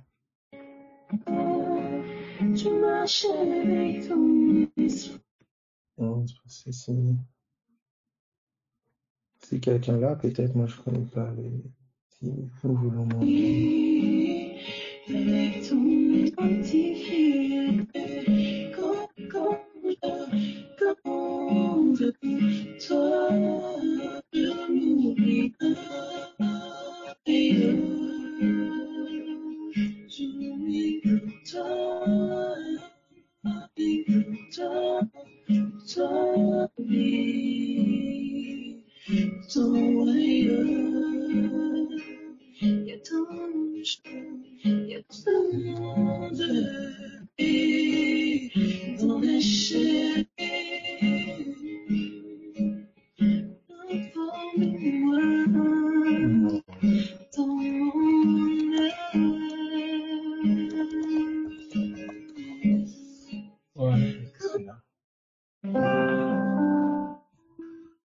Yes, c'est trop.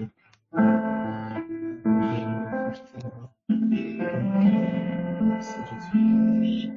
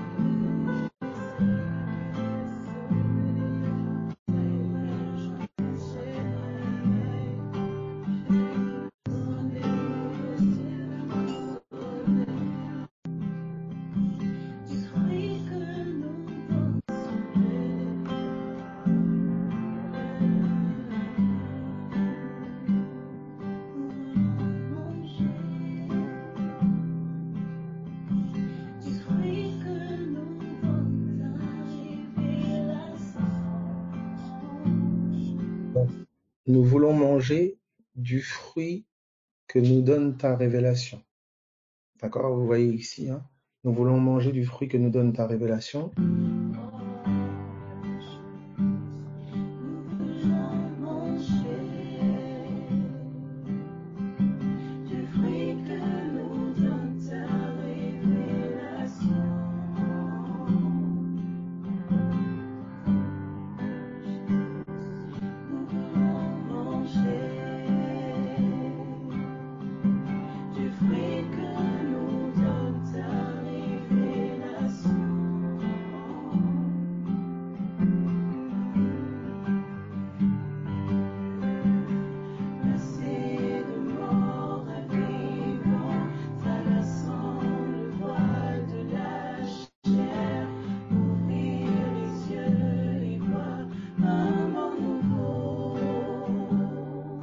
Donc ça dit, nous voulons manger du fruit que nous donne ta révélation, passer de mort à vivant, passer de l'ignorance à la connaissance de toi. Nous voulons manger du fruit que nous donne ta révélation, passer de mort à vivant, traversant le voile de la chair, ouvrir les yeux et voir un monde nouveau. Vous voyez, une réalité d'un fruit, une réalité de la révélation que je mange. L'homme du cœur se nourrit de la révélation. Et ce dont il se nourrit le fait passer de la mort à la vie, le ressuscite, le fait passer d'ignorant à celui qui connaît. L'homme se nourrira pas de pain seulement, mais de toute parole qui sort de la bouche de Dieu, le pain de vie. Et il dit, il traverse le voile de la chair qui était un voile, qui maintenait l'ignorance, qui maintenait la mort. Il dit, traversant le voile de la chair, ouvrir les yeux, une intelligence qui est ouverte, la révélation qui ouvre mon entendement, et voir un monde nouveau. Je vois le monde dans lequel je suis saint. Je vois le monde dans lequel je suis guéri. Je vois le monde dans lequel je suis libre. Je vois le monde dans lequel ma famille est sauvée. Je vois le monde dans lequel Christ est roi. Vous voyez cela?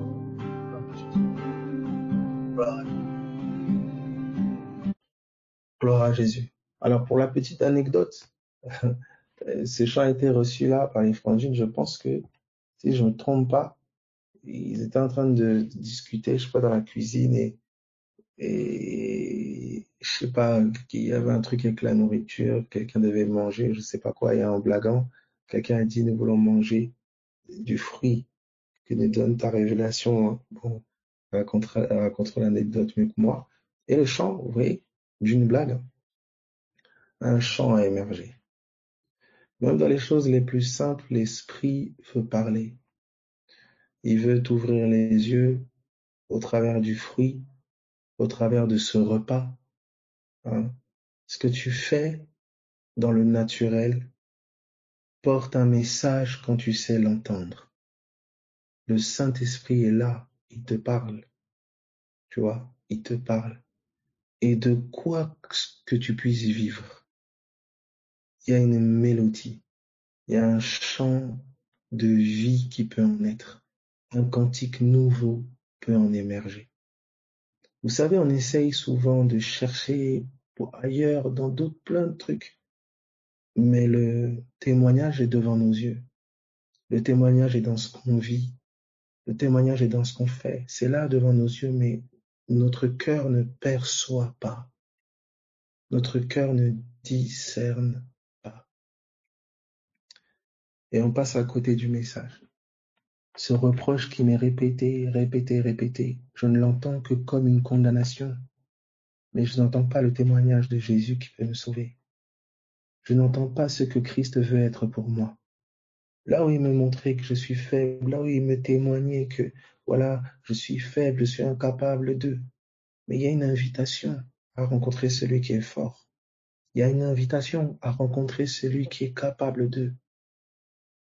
Vous voyez, la voix de l'accusateur peut se révéler à mon cœur comme une voix m'indiquant le Jésus qui veut se révéler à moi. Le Jésus qu'on veut m'inviter à connaître. La vie qu'on veut me donner de vivre. Donc voilà, mes amis, en tout cas, soyez fortifiés, soyez bénis. Que l'Esprit de Dieu vraiment nous garde, inspire. J'espère que ça va, que ça a été, bon. En tout cas, n'hésitez pas vraiment à écrire sur le mail. N'hésitez pas à écrire sur le mail GTM vos retours, vos compréhensions, vos entendements, le fruit que ça produit, témoignages, etc. Pendant que je parle, donc ça me rappelle aussi ce songe-là. Donc cette tension, ce combat, mon frère ou ma sœur que tu as vu avec ton père qui était nu. Donc il y a vraiment, c'est une mentalité, quelque chose avec lequel tu combats. Au nom de Jésus-Christ de Nazareth, quelle que soit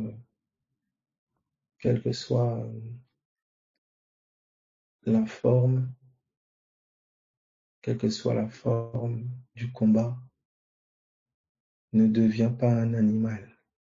C'est l'animal qui mord. Son comportement, son attitude de quelque chose pourrait t'amener à agir de manière charnelle. Veille à ça. Garde ton cœur. Tu es une fille de Dieu, tu es un fils de Dieu. Ne te mets pas à mordre. C'est les animaux qui mordent.